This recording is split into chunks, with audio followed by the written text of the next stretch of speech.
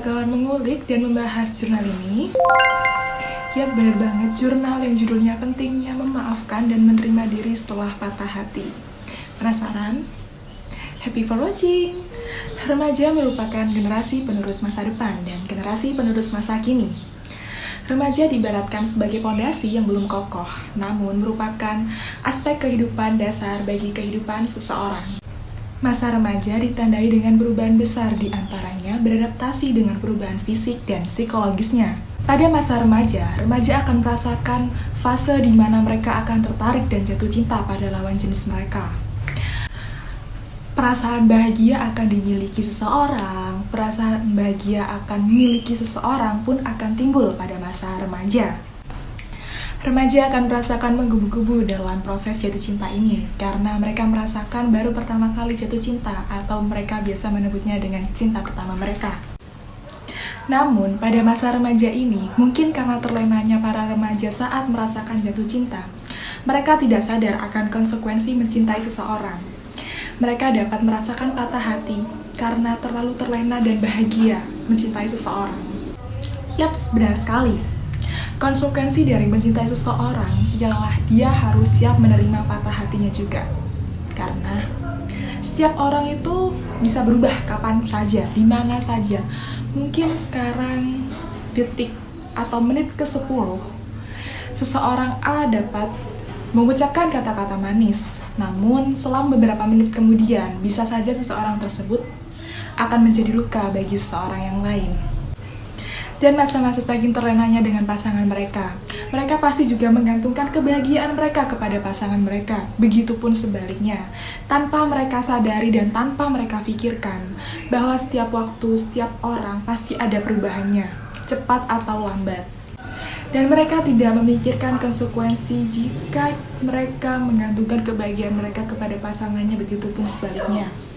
Justru kita sebagai remaja Islam yang taat akan agama, kita sebaiknya tidak menggantungkan kebahagiaan kita kepada orang lain, melainkan kebahagiaan itu hanya dari diri kita sendiri. Diciptakannya dari diri kita sendiri, maka bahagiakanlah diri kita sendiri sebelum kita membahagiakan orang lain. Dan ketika kita merasakan pasangan kita sudah berubah atau tidak sama seperti pertama kita kenal, kita akan mungkin merasakan bingung, cemas. Mungkin zaman sekarang bahasanya overthinking. Dan mungkin juga kita berpikiran yang aneh-aneh, berharap kalau pasangan kita akan mempunyai sifat seperti pertama kali kita kenal. Justru kalau misalnya kita beranggapan seperti itu merupakan hal yang sia-sia menurutku. Mengharapkan seseorang berubah karena kita itu sangat-sangat hal mustahil. Jika bukan karena orang tersebut mau berubah dengan sendirinya, itu merupakan hal yang menurut aku nggak ada hasilnya. Hal menurut aku yang benar-benar buang-buang tenaga dan waktu juga. Oleh karena itu, sebelum kita merasakan jatuh cinta atau sebelum kita memiliki rasa tertarik dengan lawan jenis, hendaknya kita menumbuhkan rasa kebahagiaan dari diri kita terlebih dahulu. Karena kalau misalnya kita sudah membangun rasa bahagia dari dalam diri kita tidak akan menggantungkan kebahagiaan kita terhadap orang lain. Kita tidak akan mencari kebahagiaan di orang lain. Mungkin di sini teman-teman sudah tahu dengan pepatah, sayangi dirimu sendiri sebelum kamu menyayangi orang lain. Dan benar sekali, pepatah itu harus kita terapkan dalam kita sebelum kita memulai hubungan. Saat ini kasus patah hati yang larinya ke hal-hal negatif di Indonesia sangat banyak sekali. Mungkin karena mereka depresi sehingga mereka larinya ke hal-hal yang sangat dilarang oleh agama Islam, seperti merokok, seperti minum minuman keras, seperti menggunakan bahan-bahan atau penggunaan bahan narkotika yang berbahaya bagi kesehatan dan sangat dilarang oleh agama Islam.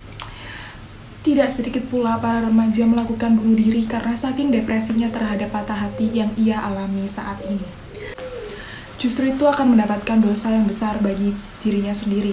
Sudah mendapatkan dosa yang besar dan merugikan dirinya sendiri pula. Allah sangat marah dan murka kepada hambanya yang melakukan perbuatan bunuh diri, karena perbuatan bunuh diri tersebut merupakan perbuatan yang sangat diharamkan di dalam agama Islam. Seharusnya ketika kita berada di fase patah hati, Hal yang sangat-sangat dianjurkan ialah proses memaafkan dan penerimaan diri. Dengan memaafkan dan menerima diri kita, kalau misalnya emang udah jalannya seperti ini, akan menjadikan hati kita lega, akan membuat pikiran kita juga menjadi tenang. Karena buatlah prinsip kalau manusia itu pasti ada berubahnya, cepat atau lambat. Dan kita pun tidak bisa menggantungkan kebahagiaan kita terhadap pasangan kita. Yang hanya bisa diandalkan itu hanya diri kita sendiri. Jadi, kita harus menyayangi diri kita sendiri sebelum kita menyayangi orang lain. Selain itu, berhenti menyalahkan diri kamu sendiri. Karena mungkin emang udah masanya buat patah hati tersebut terjadi dalam kehidupan kalian. Tidak usah dipungkiri karena bukan hanya kalian yang merasakan, juga banyak orang yang merasakan patah hati tersebut. Jadi jangan merasa kalau misalnya kalian sendirian, kalian depresi sendirian. Kalian masih punya Allah untuk tempat kalian mengadu, untuk tempat kalian berkeluh kesah, untuk tempat kalian bercerita. Dan inti dari permasalahan ini, kita harus sabar dan ikhlas untuk menjalaninya. Gak perlu kalian berbuat yang dilarang oleh agama Islam. Gak perlu kalian merasa kalau misalnya kalian tidak pantas untuk siapapun.